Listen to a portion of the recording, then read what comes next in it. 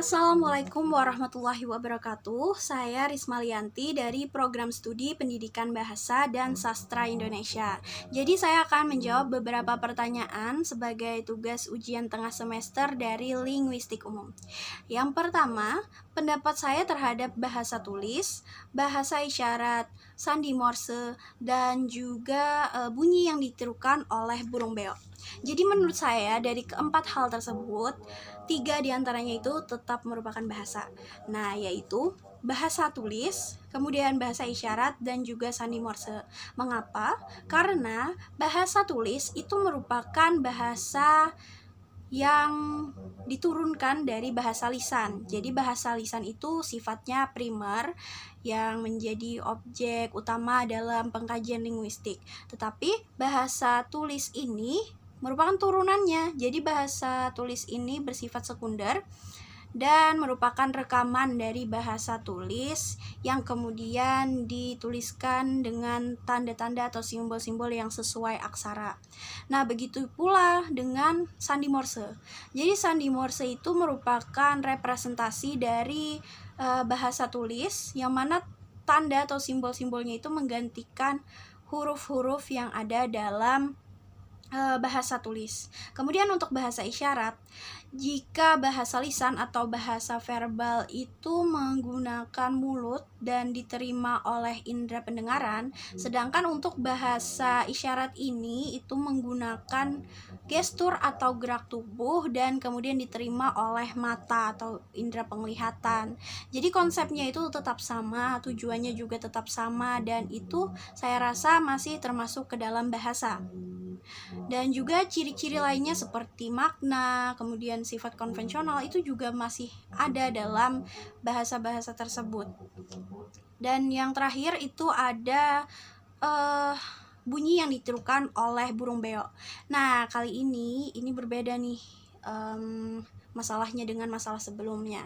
Jadi burung beo itu bisa berbicara bukan karena dia memang bisa berbahasa, tetapi karena ia memiliki insting. Nah, insting ini yang apabila dilatih terus-menerus, maka ia akan bisa menirukan apa yang ia dengar setiap hari, seperti itu. Jadi, burung beo itu tidak termasuk berbahasa karena salah satu ciri bahasa itu adalah manusiawi, yaitu hanya dimiliki oleh manusia. Kemudian kita masuk ke pertanyaan kedua, yaitu kaitan antara kompetensi dan performansi. Kompetensi itu merupakan segala sesuatu yang sudah ada di kepala kita, yang sudah kita tahu, yang sudah kita kuasai, seperti itu. Dan performansi itu adalah aksinya atau tampilan dari si kompetensi. Jadi kompetensi ini ada faktor-faktor yang mempengaruhinya. Yang paling utama itu adalah dalam kompetensi bahasa itu harus mengutamakan tahapan-tahapan dalam berbahasa. Jadi ada 4 tahapan. Yang pertama itu menyimak, kemudian berbicara, kemudian membaca, dan yang terakhir menulis. 4 tahapan ini merupakan tahapan yang alami dan tidak boleh tertukar, karena jika tertukar maka akan mempengaruhi kompetensi seseorang. Jadi untuk yang performansi selanjutnya ada juga faktor yang mempengaruhinya, yaitu ada faktor lingkungan, kemudian faktor fisik, dan juga faktor psikologi. Sekarang kita ambil contoh. Ketika saya diminta untuk memberikan pidato di depan banyak orang, saya sudah mempersiapkan nih apa-apa saja yang perlu saya ucapkan. Nah, itu artinya saya telah memiliki kompetensi. Akan tetapi performansinya ketika saya menunjukkannya, ketika saya benar-benar berpidato di depan orang banyak dan saya gugup, nah itu artinya ada faktor yang mempengaruhi performansi saya, sehingga hasil pidato saya itu tidak maksimal. Nah, seperti itu. Jadi ketika seseorang memiliki kompetensi yang baik, itu bukan berarti performansinya akan selalu bagus, karena bisa dipengaruhi oleh faktor-faktor tadi. Nah, tapi jika seseorang itu telah memiliki kompetensi yang tidak memadai, maka performansinya juga akan tidak bagus, seperti itu. Baik, kita masuk ke pertanyaan yang ketiga, yaitu peranan penting saya dalam mempelajari linguistik dan subdisiplinnya. Jadi karena seperti yang kita tahu linguistik ini merupakan ilmu yang mengkaji bahasa, yang mana bahasa ini memang sebuah aspek yang tidak pernah lepas dari kegiatan-kegiatan sehari-hari. Jadi bahasa ini penting, hampir semua kegiatan itu memerlukan bahasa. Apalagi kita sebagai makhluk sosial itu perlu untuk berkomunikasi dengan orang lain, dan kita perlu untuk menguasai bahasa. Kemudian di subdisiplinnya ini ada banyak ya, ada yang dilihat dari segi pembidangnya, dari segi telaahnya, dari segi kaitannya dengan ilmu lain. Nah, itu ada banyak sekali subdisiplinnya, yang mana subdisiplin itu akan membantu menyelesaikan permasalahan-permasalahan bahasa di masyarakat. Kita ambil salah satu contohnya linguistik terapan. Nah, itu akan membantu kita dalam menyelesaikan permasalahan di masyarakat seperti kalimat tidak efektif, kemudian ambiguistik kata seperti itu. Kemudian kita ambil lagi contoh linguistik diakronis. Nah, dengan kita mempelajari subdisiplin itu, kita akan tahu nih perkembangan bahasa itu dari zaman dulu sampai dengan zaman sekarang. Kemudian kita juga akan tahu bahasa-bahasa apa saja nih yang sudah tidak digunakan lagi, karena bahasa itu kan tergantung dari pemakainya. Jadi apabila sudah tidak dipakai lagi, maka bahasa itu juga akan menghilang. Nah, dengan mempelajari subdisiplin itu, kita akan menjadi tahu tentang hal tersebut. Nah, kemudian kita ambil lagi psikolinguistik. Nah, dengan mempelajari itu, kita akan mengetahui nih kaitan antara bahasa dengan kejiwaan seseorang. Nah, seperti itu. Kemudian yang terakhir adalah sejarah dan aliran-aliran linguistik. Sejarah linguistik sendiri itu terbagi menjadi 3 periode. Yang pertama itu periode awal, kemudian periode perkembangan, dan yang terakhir itu ada periode pembaharuan. Periode awal ini terbagi menjadi 5 masa. Yang pertama itu masa India. Masa India ini tokoh yang terkenal adalah Panini, dan pada masa ini itu orang mempelajari bahasa bukan untuk berbahasa, tetapi untuk memperjelas pelafalan doa mereka, sehingga doa mereka itu diyakini bisa lebih kabul seperti itu. Kemudian untuk selanjutnya ada masa Yunani. Pada masa ini tokoh yang terkenal itu adalah Plato dan Aristoteles. Nah, pada masa ini terjadi 2 pertentangan besar yang bahkan sampai sekarang masih terjadi. Yang pertama itu adalah pertentangan antara fisis dan nomos, yang mana fisis ini menyatakan bahwa penamaan suatu konsep itu berasal dari objeknya sendiri. Contohnya seperti tokek. Tokek itu diberi nama tokek karena ia berbunyi, bunyinya itu tokek, seperti itu. Tapi nomos ini menyanggahnya dan mengatakan bahwa suatu konsep itu dinamakan itu berdasarkan dengan kesepakatan masyarakat, misalkan kayak rumah, kemudian baju, dan lain sebagainya itu. Dan yang kedua ada pertentangan antara analogi dan anomali. Analogi ini menyatakan bahwa bahasa itu teratur, seperti penjamakan pada bahasa Inggris book menjadi books.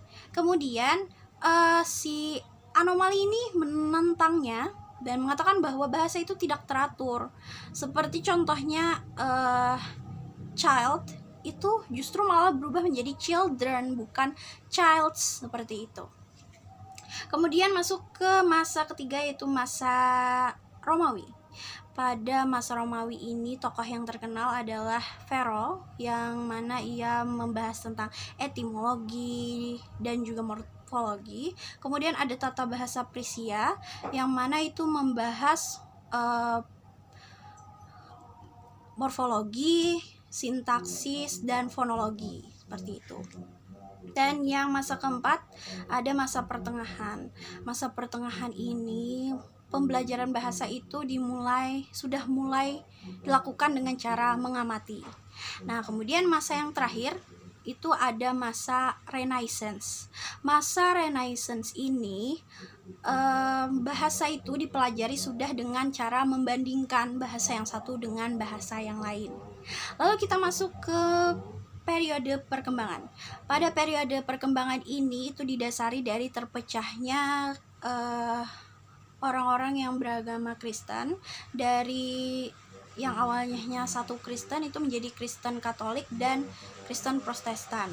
Nah, kitab Injil yang dibawa kedua golongan tadi itu juga berubah. Nah, dari situlah timbul keinginan untuk meneliti perbedaan-perbedaan dari bahasa yang ada di kitab tersebut. Jadi pada periode ini terdiri dari abad ke-18 dan abad ke-19. Pada abad ke-18 ini itu adanya penjajahan dan juga penyebaran agama. Jadi ketika seseorang ingin menjajah suatu negara, mereka itu mempelajari terlebih dahulu bahasa dari negara tersebut. Tetapi mereka hanya mempelajarinya secara praktis, ini seperti inti-intinya saja yang dipelajari.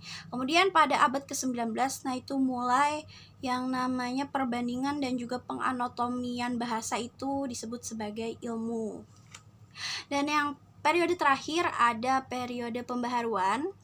Periode pembaharuan ini ada masa Ferdinand de Saussure. Ferdinand de Saussure ini merupakan bapak linguistik modern, yang mana salah satu konsep yang dikemukakannya itu adalah leng dan parol.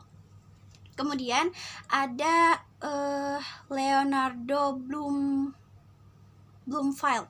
Nah, Leonardo Bloomfield ini merupakan bapak linguistik struktural. Jadi ia menyatakan bahwa suatu bahasa itu yang penting adalah strukturnya, sedangkan makna itu hanya sampingan. Dan yang terakhir adalah Noam Chomsky. Noam Chomsky ini salah satu konsep yang dikemukakannya itu adalah seperti yang saya jelaskan sebelumnya tadi, yaitu performansi dan kompetensi.